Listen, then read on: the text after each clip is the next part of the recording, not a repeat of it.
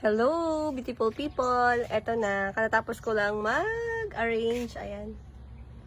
And kulang-kulang na yung ating mga alak. Ayan. Kahapon meron tayong transaction ng video. Withdrawal na nag-withdraw sa atin. And nalimutan ng asawa ko na mag-settlement kagabi. So pagka ganyan, huwag kayo mag-worry. Yung pera natin naka-hold lang yan kay video. Naka-hold kay video. Ayan. Kailangan lang natin na i-settlement para pumasok yung pera na ni-withdraw ni customer. Ganito lang ang pag-settlement. Ayan. Ganito yung itsura niya. Homepage. Tama ba? Basta ito siya. Tapos, press lang natin si F1. Ayan.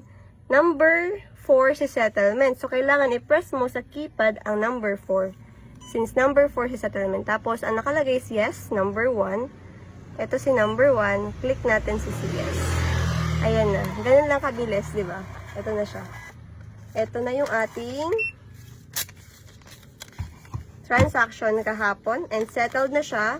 Meaning, after 24 hours, itong amount na to, na ni-withdraw kahapon, ay papasok sa ating bank account or sa ating business account.